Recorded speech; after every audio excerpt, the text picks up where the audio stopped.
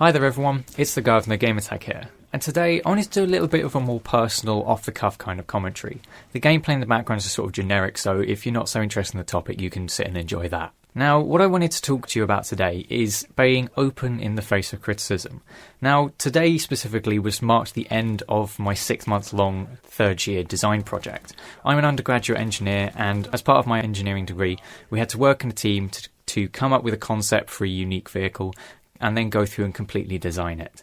And for the most part, a lot of us were actually very disappointed with our marks. We felt that for the effort we put in, the marks didn't quite represent that.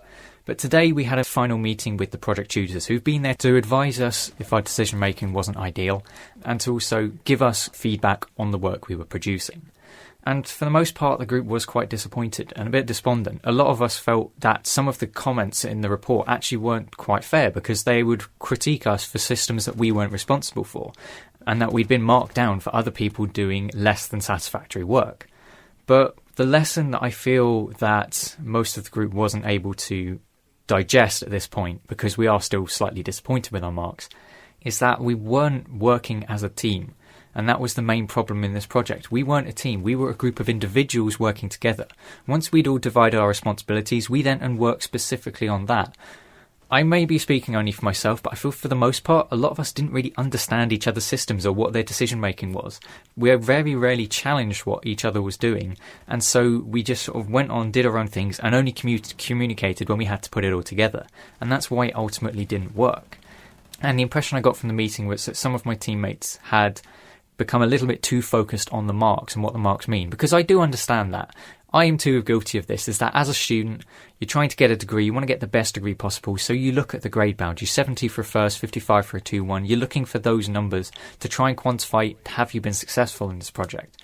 But actually, as I'm getting further through, I'm realising that yes, the numbers are a useful marker, but they aren't actually as useful as criticism.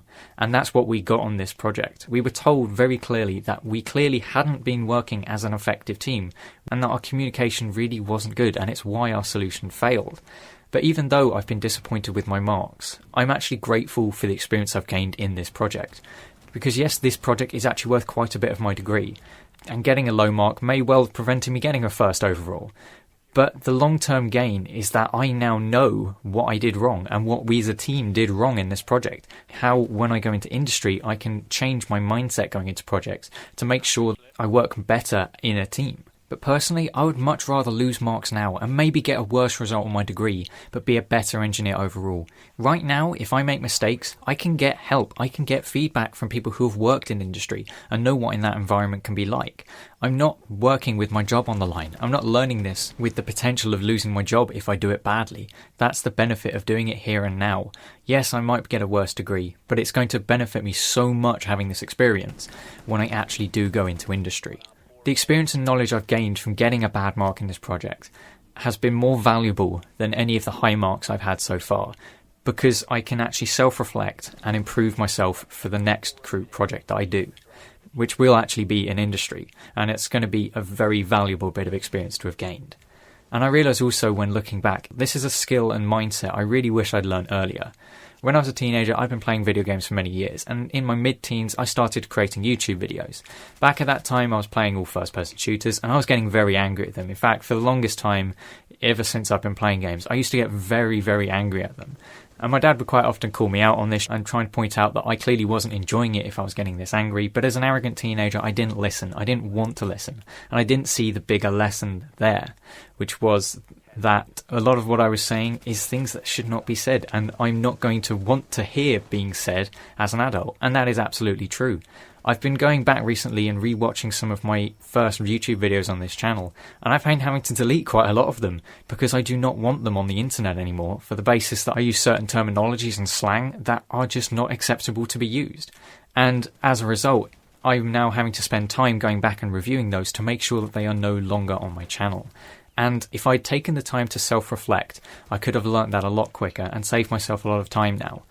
Which is why I'm so grateful for this project, and that even though it's a hard pill to swallow, being able to accept the criticism and properly digest it has really helped, and I really think it will benefit me throughout my entire career. But I do hope this has been useful to some of you.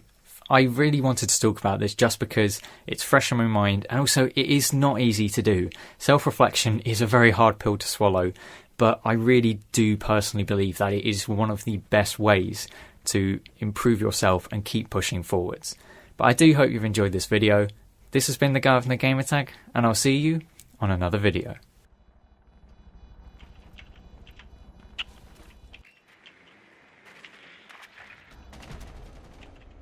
Op 4